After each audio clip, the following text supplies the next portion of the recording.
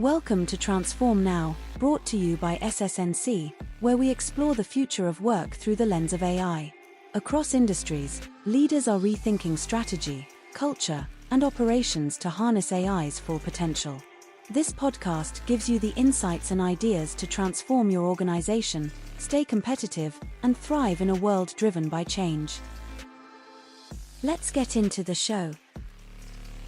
Hi, everyone. Welcome to Transform Now. I'm Brad Hairston. And I'm Michael Marchuk. And this is the weekly Pulse Check. We're taking a look at the news around automation and AI agents and everything else you can think of. Everything else that has AI in it. Anything that has AI in it, that's right. Pain has AI in it. I don't know if you know that, Michael. Feeling a lot of pain these days. No, not really. Okay, well, let's get going. We've got 5 articles to talk about. First one is from Beyond Tomorrow. It's titled, AI Agents Are Not Your Coworkers. So this is an interesting piece. It relates to a Boston University study that actually found that when the same flawed document was labeled as coming from an AI employee instead of an AI tool, managers who reviewed it caught 18% fewer errors and were 44% more likely to escalate the problem instead of fixing it themselves. Yep. So what are the implications of this, Michael? Why don't you break it down for us?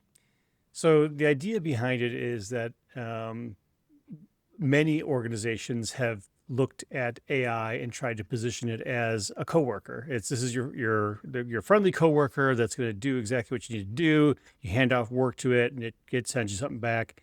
And it's a coworker. When I think of a coworker, I think of someone like you, Brad, and we work together. Therefore, we're coworkers.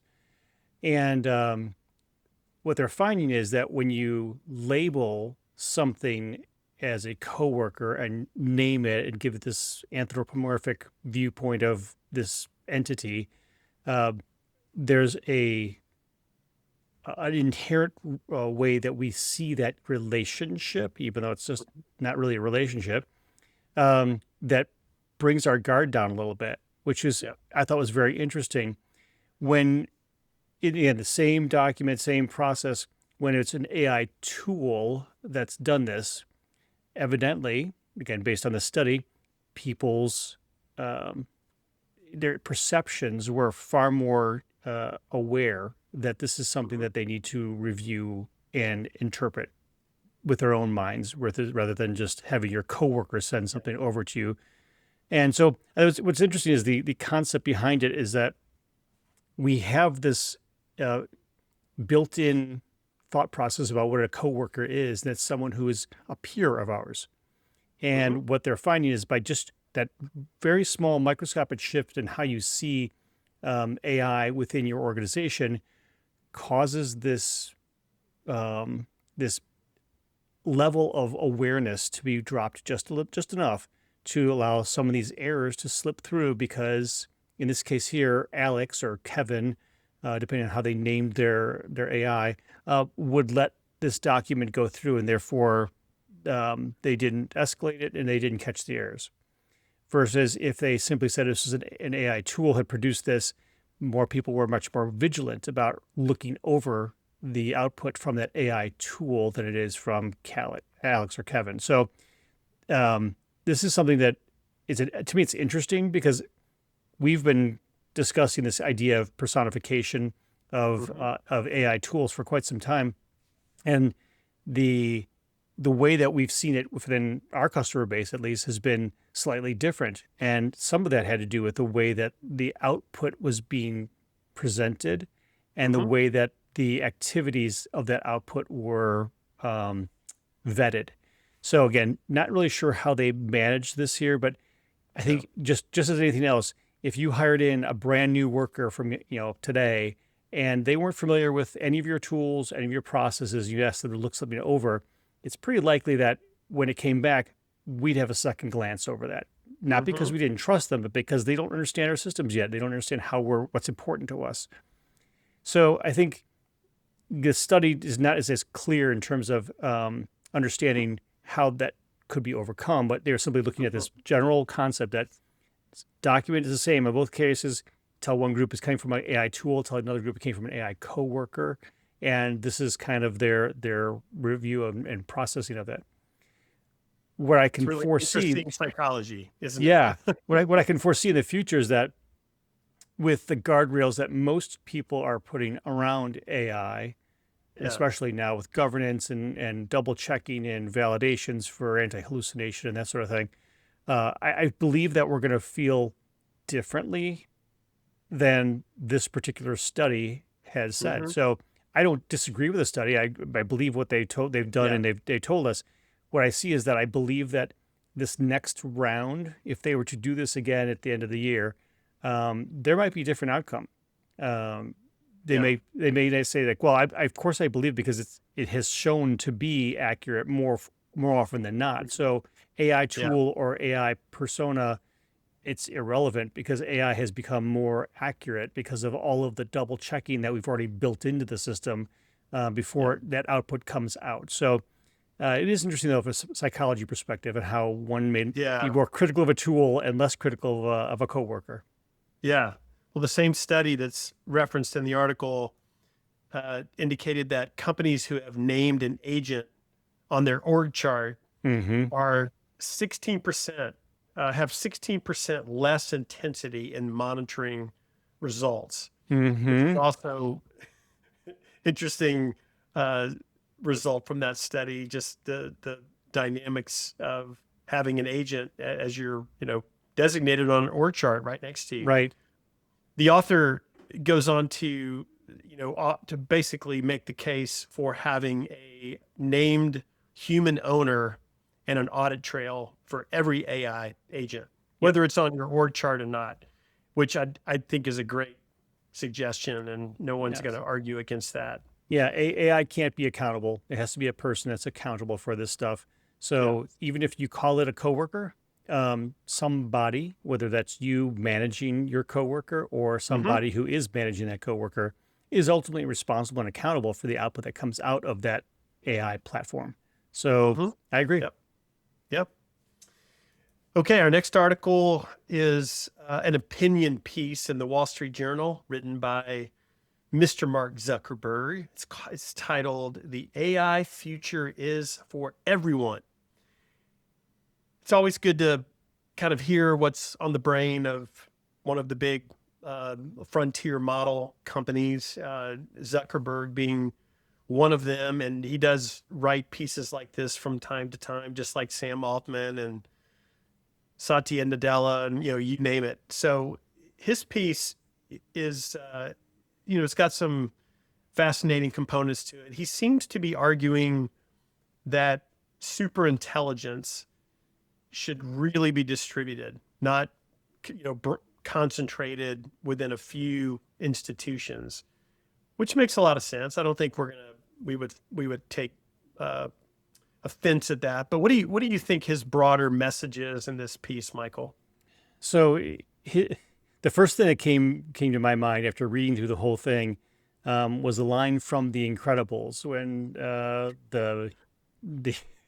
the bad guy was going off on his tangent, talking about when everybody's super, then nobody is. And the reality is that we have the idea that we have a concentration right now of these large frontier platform models that are offering this super intelligence is interesting. And it's honestly, it's been because those particular investments have come from a very few number of organizations to be able to create this. So the idea that it exists because of the investments and therefore requires a few large organizations is not lost. However, the control of that is where his thought is understanding how this super intelligence is controlled.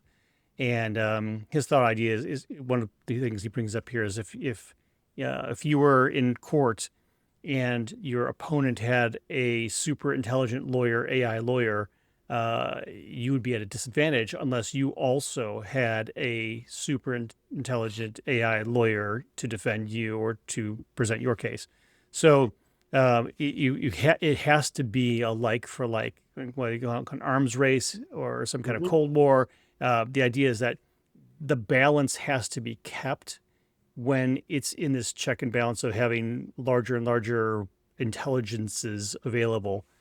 So it's again, an interesting concept that he's bringing up. I don't know how this actually sets with folks who may not have access to that Mhm. or understand how to leverage it, which then puts them at a disadvantage. So Yeah. there may be very intelligent AI available to everybody, but not everybody can take advantage of it. So his discussion about the future of jobs and whatnot, he calls it, well, there should be a balance for AI as automation and then AI as empowerment for people to build new skills in businesses and whatnot. And coming from a San Francisco culture basis where like everybody has a side AI business that they're building and getting $15 billion of VC funding, that makes sense. Well, we bring AI and it can empower the next person to take the next step to make magic happen with this AI and et cetera, and new businesses are formed. I Mhm. don't disagree with that. What I am challenging is that not everyone has a culture that thinks that way, so that in the places that perhaps don't have that culture kind of ingrained in it, where encouragement to take on the risk, encouragement to leverage the tools and think Mhm. outside of this about what a business idea might be, Yeah. those folks are at a disadvantage. And that could be a Mhm. challenge because now you have the haves and have nots who are able to leverage these tools and versus those who may not be able to do as well. Mhm. Yeah. Yeah, he really emphasizes access. That's kind of Hmm. the big word that comes out in this piece a lot. It's about access, and you mentioned some of his governing principles: empowerment, invention, balance of Hmm. power. Sounds like a political piece, not a piece Right. about technology, but the timing of this opinion article, if you want to call it that, is also notable because you've had Anthropic recently putting a paper forward um, about safety levers, and those Hmm. belong at the compute and distillation layer, not open distribution. And then also OpenAI and Anthropic have been petitioning the government uh, for really urging their support of frontier development. So it's there's always something behind the timing of these articles, and I'm sure it's not Absolutely. cheap to take out an opinion page in the Wall Street Journal, but for Zuckerberg, it's easy. It's a rounding error. But yeah, it does seem to ally, very closely with their own kind of competitive position around open models and Hmm. ad supported distribution, things like that are very meta centric. So, Right.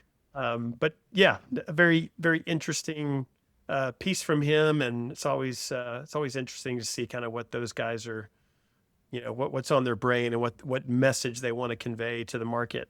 Hmm. Well, let's move on to article number 3. This is from The Guardian. I It's love this titled, article, by the way. I do too. It's titled, How Do We Prevent AI Agents from Going Rogue? It starts with a new kind of measurement. This So, is great. yeah, I mean, this one's basically the data behind this emerging kind of gut fear about agentic AI that we Hmm. talked about. So, So Michael, give us the yeah, so um, in July there was a hacking event that had happened at Hugging Face, and Hugging Face, for those who may not know, hosts a lot of AI models and activities for new models, new apps that would be based on those models as well.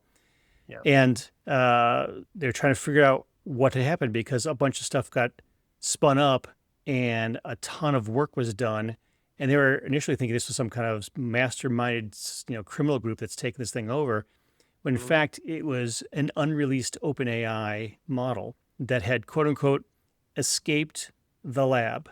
Now, what's interesting about this is a couple things. So, OpenAI had taken specific measures to confine this AI, but had given them some specific instructions on what it wanted to do, and those instructions were, as you might imagine, handled quite literally. Yeah. And as part of that, it broke out and started doing some things they didn't expect to do. And what was interesting that OpenAI said, well, this is actually interesting because it was hyper focused on finding a solution to the test it was given. Like, well, this is Mhm. great, and they end up calling this. This is a general thing called this Gini problem, and they have a Gini coefficient that they measure this by. And what they're talking about, well, how does that for genies? Well, if you were to have a genie, rub a genie, and as King Midas did, the genie said, "What? Tell me your wish, and I will grant it to you." And of course, King Midas said he wanted everything he touched to turn to gold. What Of course. happened? Yeah. Everything he touched turned to gold, and he starved to death because he couldn't eat anything because it was all gold. So Mhm. this is the same kind of thing. AI was given a task, and it quite literally took on whatever it had to do to accomplish the goals of that task. Yeah. And again, going back to movies, this is the Terminator scenario where you tell AI, we want you to make sure that there's no more war. Where's no more war? If Mhm. there's no more people, so obviously just kill the people, and there's no more war. I've accomplished the goal 100%, right? Mhm. So this is the issue they're working on here is understanding how to um, provide guidance to AI to solve problems Mhm. ethically, Right. responsibly. And the challenge is really one of these things is it's they described this in a couple of different ways. Understanding why an AI would do this. Well, it's doing it because Mhm. it's trying to fix the goal that you're or to achieve the goal that you've set for it. But also why it doesn't see this as being unethical. And that's why Mhm. we've Yeah. also seen all these frontier labs saying put in their guardrails. Why do we need a guardrail? Well, because AI will take things you ask for literally. Mhm. So when you have AI without guardrails, um, and for this case here, they actually took the guardrails off of this OpenAI model to allow it to Yeah. do its thing, to see what it would do, basically.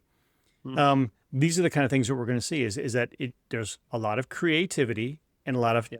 testing and challenging to get to that end goal.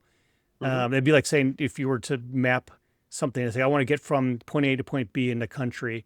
And so I look at the routes that I see there and I say, well, obviously I would take the highway to here and I take this other road. When in fact, the shortest route may be driving through people's lawns and running people down over the highway into the next county because that's the shortest route and we lose the least amount of fuel and get you there the fastest. Now, all the other things that go along with that are irrelevant because I've achieved the goal that you asked for. And Yeah. again, which is why we need guardrails when we're Mhm. implementing AI. But I love the way they describe this. It's a great article. I would definitely recommend folks read it on their own because it brings up some really interesting concepts. Yeah. I think it's reflecting, I hope it's reflecting a big shift in the way that these models will be tested going forward because previously it was all about accuracy and Right. benchmarks and things like that. This is more behavioral Mm-hmm. testing of agents and models and seeing what they do in a real or a realistic simulated operating environment, and that kind of stress testing to see what an agent really does when it has autonomy. You I mean that they're going to learn more from that, and they're going to be able to put the right guardrails, as you said, and audit's going to learn how to put the right controls, what have you, around it. I think that's what was missing, honestly, in the initial era of agents and Right. the proliferation we saw. So I do hope that shift is here to stay. It's not just it's as a result of what happened with the model that escaped and Right. went on a rampage. That was a little terrifying, honestly, but we should expect that kind of thing, I think. Unfortunately, yes.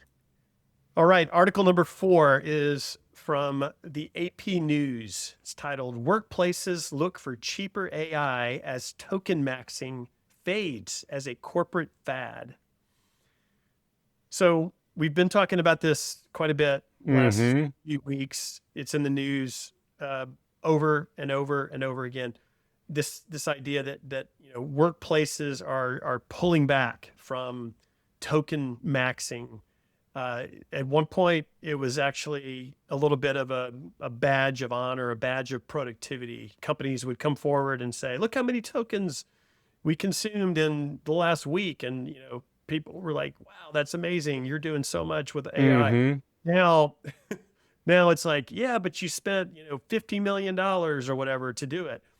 I'm exaggerating, but you think about it, the mood around this has shifted dramatically toward discipline and being more reasonable and making sure you have the right model for the right job.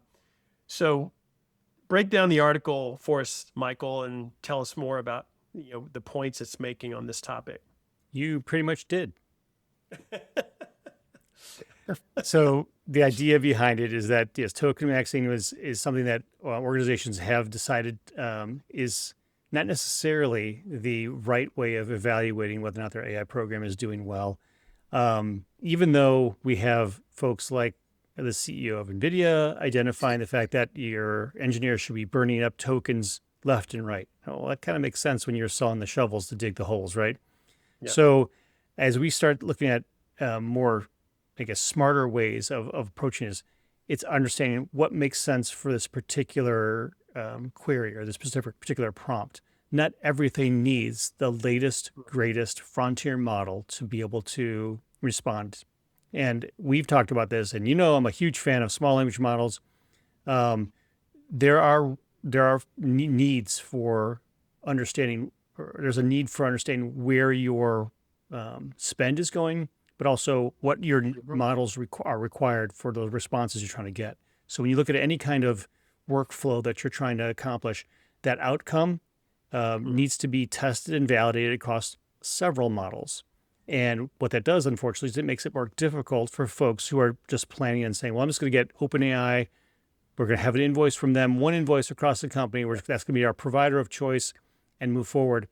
I believe those days are long past gone. And people are now looking at how do we make the best investment if, in fact, there's different models. So akin to what we had talked about in a long while ago on the podcast, I can hire PhD students, to do everything we do in our company. We can just hire a bunch of PhDs and they can do everything, and they would do it well. But there's no point in paying a PhD to be able to sort files, to be able to mop floors in the office. It doesn't make sense to do that. It's overkill for the training that they have and the expense of paying for that training. So when we start looking at, well, we should see what we're paying for those individual outcomes then and adjust accordingly. This is where it becomes an art again, because there are many different models out there that can be leveraged. Many of them are frontier models, but there's also some non-frontier models that you could be exploring, some small language models, individually trained models from your own organization, distilled models from other vendors, or even, dare I say, obsoleted models from the major vendors, which are no longer necessarily their primary goal, but they're less expensive in terms of how they operate. So we talked about this, align the right worker with the right work. If your work requires heavy duty thinking, align it to a model that's going to be able to do that. So route it to the right model. So that's one of the pieces there to help to identify the costs associated with getting to an outcome. And most of these organizations are now realizing this is an imperative now, not a imperative later kind of thing, because of the budgets that they're blowing currently. So I foresee that we'll see a lot more more API routing of specific inquiries at the organizational level to help reduce the overall token spend, and maybe find people who have the art of being able to select the right model for particular outputs, which will support the better pricing for the same outcome. Yeah, and a lot of startups now focused on that whole space of intelligent model routing and that kind of thing. One of the quotes in the article that I loved that talked about the previous era when token maxing was a badge of honor. The NVIDIA CEO said, if your $500,000 engineer isn't burning 250,000 in tokens, something is wrong. Something's wrong. Exactly. Something's wrong. He should be burning as much as that. They're not saying stuff like that anymore. No. That's a time gone by. And you've got to believe that, as many companies continue to struggle to get to realize the value of their AI investments, that's highlighting the expense side of the ledger even more and really amplifying it. So I'm not shocked that we're now in this phase of, let's watch those token consumption costs and try to curb those back a little bit. Yep. Especially before we release the agents, and they're going to be burning it even more.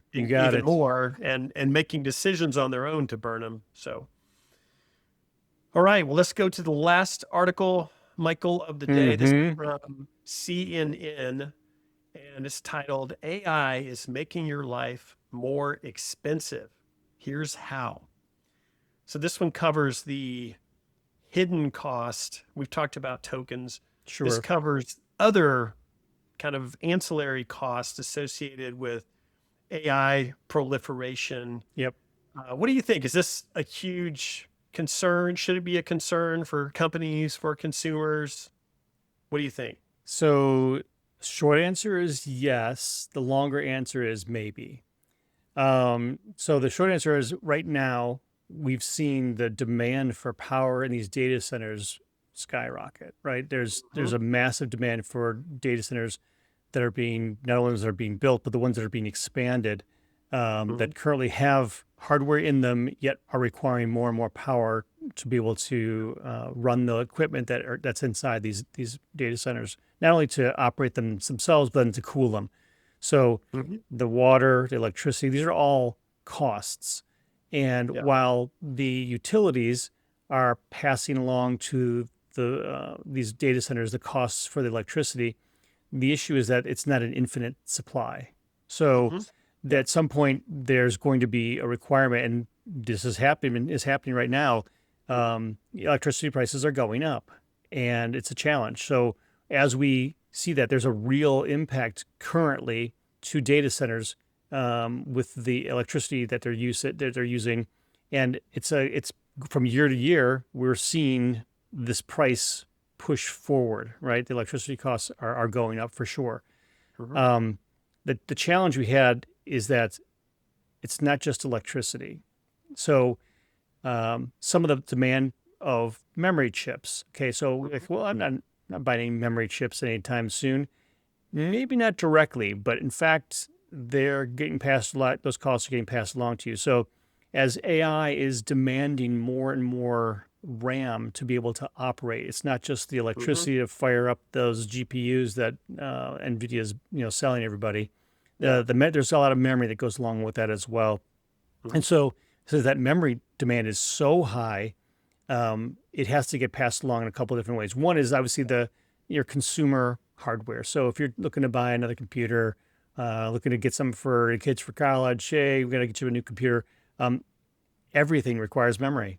And because it requires memory, everything is getting more expensive. In fact, they were talking about the wholesale prices were up 26% from a year ago, just based on AI and the shortage of RAM. And the reality is that because it goes through your consumer hardware, that means your iPhones are now roughly 20% higher. Xboxes are 25% higher. I mean, that's just the problem, is that everything you're buying has some kind of memory attached to it if it's an electronic device. So as you start replacing those, you definitely see it. Now, it's not just your consumer hardware that you're doing. It also gets reflected in software. Like, well, how does it get reflected in software? Well, we all use somehow, some form or fashion, some software as a service, as whether it's for our email or not. And Microsoft has raised its personal Office 365 prices by 43% in February after keeping them steady for over a decade. So what changed? Well, Copilot was introduced as an integral feature in all of the Office 365 suite. And because of that, it requires RAM to run all the AI behind the Copilot that it's running out. So that's something that you're going to pay for. If you pay for your Office 365 personal, you're going to pay for that in one way or another, either directly or not. And then finally, we talked about this from this article's perspective. We talked about all these data centers consuming electricity in the water and whatnot. They're looking to continue to build, and building requires a lot of different things. One, it requires land. And so finding land in specific demographic areas where they're saying this particular area requires a new data center because of geographic location or demand usage or whatever the issues are. It requires land, so that land prices are going up because of data centers.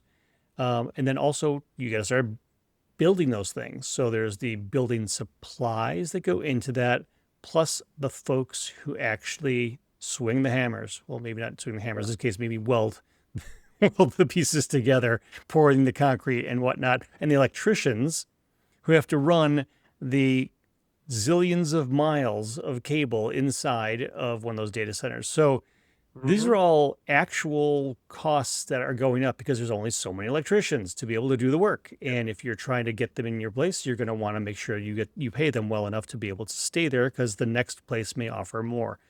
So we are definitely seeing costs go up because of that. And you're thinking, well, that's just the data centers, electricians. They have to worry. Well, electricians do more than data centers. They do commercial work. They also do residential work, which then is passed along to every other business and every other consumer as they are looking to get an electrician to work on their job. So all of these things are getting more expensive, and we're seeing that in the wages that are going up on the construction side that maybe we haven't seen in other sectors like we have with some of those in construction. So all along the board, we've got things that will eventually touch you as a consumer because of the AI and the AI usage of some of these large frontier models and providers like Microsoft who are building out data centers left, right, and center. Well, this is even on the brain of the Federal Reserve chairman. The article mentions that AI-driven inflation is now something that is being talked about in setting policy and setting direction, right, for the U.S. So it's out there. Of course, you forgot to mention Elon Musk. I mean, he solved this. He's going to send his data centers to put them in space. Put them in space. $1 billion to send one up there, but once you earn that back, I don't know what the payback what the payback timeline is. But I'm not sure. Once it gets up there, it doesn't need to be cooled and doesn't need land. Space is infinite. So that is true. Well, it's infinite, but it's pretty crowded with all of his other stuff that he's sent up there. So he's got a boatload of little tiny orbs flying around, giving everybody internet service. We're going to have demand for space logistics solutions because there's going to be so much up there. No doubt. Well, definitely AI is changing the way we see everything and the way our world works. So it's we're just starting this thing too, which is kind of spooky as we look to the future. Yeah. All right. Well, that's all the time we have. Thanks for joining us. Remember, we have another episode we publish every week with a guest. Be sure and check that out. Otherwise, we'll see you back here next week on the Pulse Check. Bye for now. Thanks for listening to Transform Now, the podcast from SS&C. You can find all of our episodes on your favorite podcast channel, as well as YouTube. To stay on top of the hottest topics in the world of agentic automation, Subscribe now. The future of work is here.